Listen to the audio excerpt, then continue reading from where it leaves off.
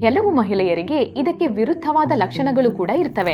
ಹೃದಯ ವೇಗವಾಗಿ ಬಡಿತವಾಗುವುದು, ಬೆವರುವುದು, ತೂಕ ಕಡಿಮೆ ಆಗುವುದು ಮತ್ತು ಇದನ್ನು ಕೇವಲ ಆತಂಕ ಎಂದು ಹೇಳಲಾಗುತ್ತದೆ. ಹಾಗಾದ್ರೆ ಥೈರಾಯ್ಡ್ ನಿಜವಾಗಿಯೂ ಏನ್ ಮಾಡ್ತದೆ? ನಿಮ್ ಥೈರಾಯ್ಡ್ ನಿಮ್ ಕುತ್ತಿಗೆಯಲ್ಲಿರುವ ಚಿತ್ತಪಕ್ಷಿ ಆಕಾರದ ಗ್ರಂಥಿಯಾಗಿದೆ. ಇದು ನಿಮ್ಮ ದೇಹದ ಶಕ್ತಿಯ ಮಟ್ಟ, ಹೃದಯ ಎಷ್ಟು ವೇಗವಾಗಿ ಬಡಿತವಾಗ್ತದೆ, ನೀವು ಎಷ್ಟು ಬೇಗ ಕ್ಯಾಲೋರಿಗಳನ್ನು ಬೆರಗಿಸ್ತೀರಿ, ನಿಮ್ಮ ಮೆದುಳಿನ ಕಾರ್ಯಕ್ಷಮತೆ ಆಲ್ವನ್ನು ನಿಯಂತ್ರಿಸುವ ಹಾರ್ಮೋನ್ಗಳನ್ನು ಬಿಡುಗಡೆ ಮಾಡ್ತದೆ. ಕೆಲವೊಮ್ಮೆ ಇದು ಇನ್ನೊಂದು ದಿಕ್ಕಿಗೆ ಹೋಗಬಹುದು. ಅಂದ್ರೆ ಥೈರಾಯ್ಡ್ ಹೆಚ್ಚು ಸಕ್ರಿಯವಾಗುತ್ತದೆ. ಆಗ ನಿಮ್ಮ ದೇಹದ ವ್ಯವಸ್ಥೆ ವೇಗವಾಗಿ ಕಾರ್ಯನಿರ್ವಹಿಸುತ್ತದೆ. ಹೃದಯ ಬಡಿತ ಹೆಚ್ಚಾಗುವುದು, ಉಷ್ಣತೆಗೆ ಸಹಿಸಿಕೊಳ್ಳಲಾಗದಿರುವುದು, ಕೈಗಳು ಕಂಪಿಸುವುದು, ಆತಂಕದಂತಿರುವ ಚಂಚಲತೆ ಮತ್ತು ತೂಕ ಕಡಿಮೆಯಾಗುವುದು.